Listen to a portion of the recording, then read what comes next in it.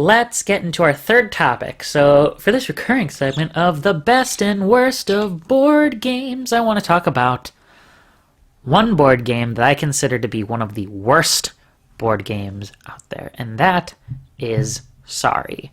And I'm sure hoping that I don't really need to define Sorry so much, because I'm sure every person listening to this show has played at least one board game in their lifetime. And if you've not played a board game in your lifetime, that probably means you're too young to be listening to this show. I try to keep it family friendly, but if you haven't played a board game, something tells me you're like 3 years old or younger, and that's a problem. You should not be listening to this right now. Anyway, but let's talk about Sorry. So, I guess to be consistent with what I said earlier, where you have to assume your audience knows nothing, I'll give the basics of Sorry. Cue B-roll. This might be helpful here. If not, it'll just be somewhere else. So in the game of Sorry, you play as a team of 4 colored pawns, red, blue, green, or yellow.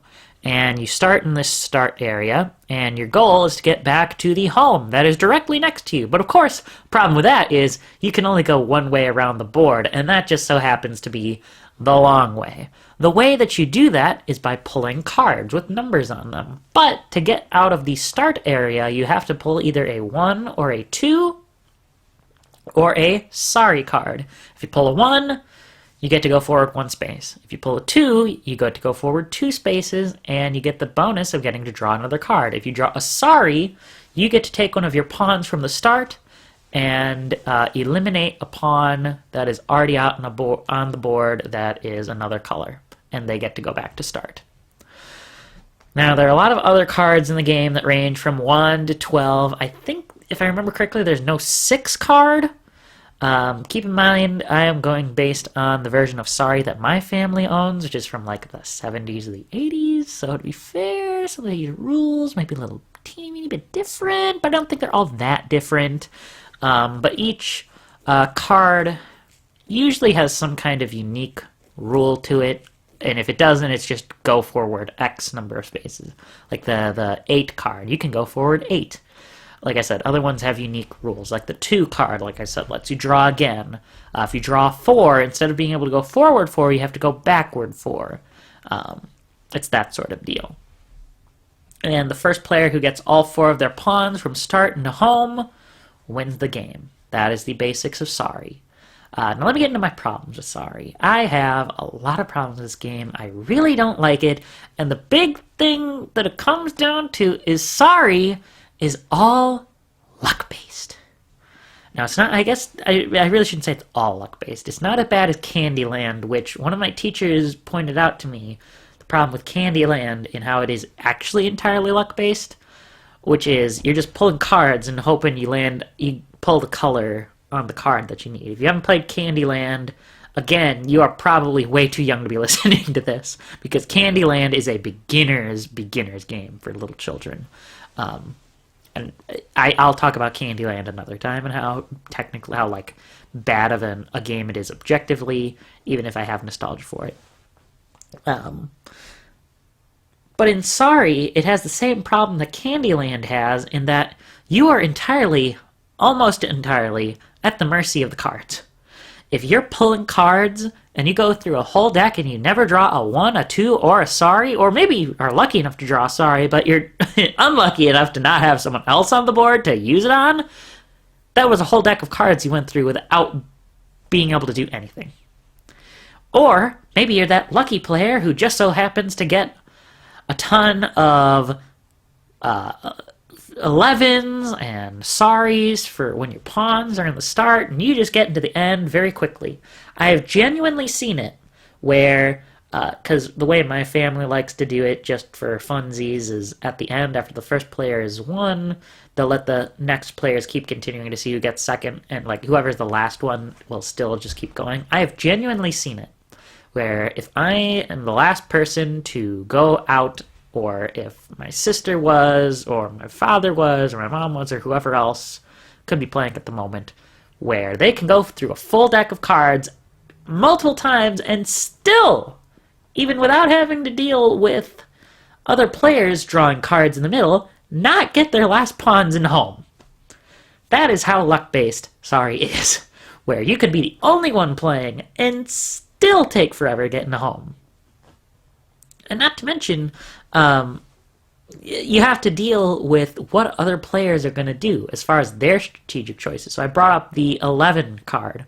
With 11, you can either go forward 11 spaces, or you can swap any two pawns of different colors on the board. So maybe someone is really close to getting one of their pawns in home, and it's like their last one, and you want to prevent them from doing that. You can switch one of yours, even though it might not be advantageous to you, so that they don't get into home and win the game. Or ideally, like what probably happens the most is there's someone who's really close to your home and you're far away from home, and so you swap them and now you're close to home. But if you're the person on the receiving end of that, now you have to deal with fixing that and getting yourself back to home. And oh, look at that. Now you got sorry done. You're back in start and have to hope you draw a 1 or 2 or sorry. Too much luck. Not to mention, actually, this is something I can't believe I didn't write about in here, and as far as it being luck-based, you have to get the exact amount to get into home. So if you're 3 spaces away from getting into home, and you're in the safety zone, trust me, I swear there will be footage of this. If you're 3 spaces away, you need to hope and pray that you either draw a 3, or if you're lucky enough to draw a 2, then you draw a 1. Or, maybe instead you'll get sent back and back and back with 4s over and over again. I'm sorry I'm getting so worked up. I don't like this game. And not to mention, one of my main problems with Sorry is there's already a superior version of Sorry, and it came out before Sorry, and it's called Pachisi. Otherwise, you might know it as Ludo, and you can play it in the Creative Outlet Podcast official 2020 release of the year Clubhouse Games 51 Worldwide Classics. This is not a paid endorsement. I just really like the game. And really the main difference between actually, there's a couple differences between Sorry and Pachisi or Ludo. So first off, for that, it's similar to Sorry. You have to roll a 6 to be able to get one of your pawns out from the start. There's also only one line you can go on, but there's nothing that you can...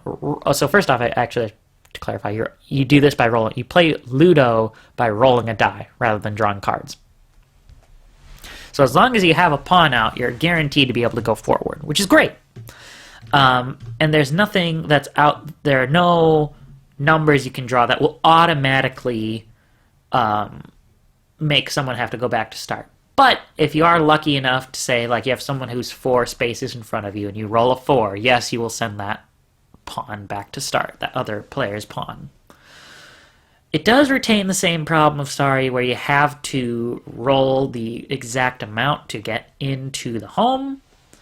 I guess technically that's a rule you can choose to follow or not, but traditionally, if you play Ludo, you're supposed to, if you get one of them into a home, one of your pawns into a home space, to be able to get the rest in, you need to move that one 3 spaces forward. That's the idea. And just from an objective standpoint, though, when it comes to Sorry, I think I've covered about all I need to do with Ludo. There might be some Clubhouse footage there of it. I don't know yet. The game design for Sorry is it's boring. The story is bland. Okay, you need to get some guys home. Wow, I've never heard a story about that before. And there's more or less no aesthetic. I mean, some versions of Sorry try to spice it up by, like on the box, making the pawns have faces, even though in game they won't have faces, and they like make it all like look modern and bubbly and stuff. But there's really no aesthetic to it. It's just pawns on a board with a bunch of squares going around it, and you have to get to the end. And here's the thing. I think I talked about in Clubhouse Games, or at least I've talked about in my other game reviews too. This is not a traditional review. This is just me ranting about a terrible game. These aspects of not really having a story and having a bland aesthetic would not be bad, necessarily, because games like chess and checkers have those exact same problems, but they work for the game because the game is fun. Sorry is not fun. If you're winning, maybe it's fun. Otherwise, it's really not that fun. Anyway, that was just a nice, fun, short topic. I like having short topics sometimes in here. Talking about terrible, terrible non-video games. So expect to see some of the best and worst of board games coming up. Again, I think that covers what I wanted to tell you that I was angry about with Sorry. If I think of any more, you can certainly hear about it in the intro of the Creative Outlet Podcast, episode 9, I'm sure. But I think it's about time we get to the final topic and get close to wrapping this show up.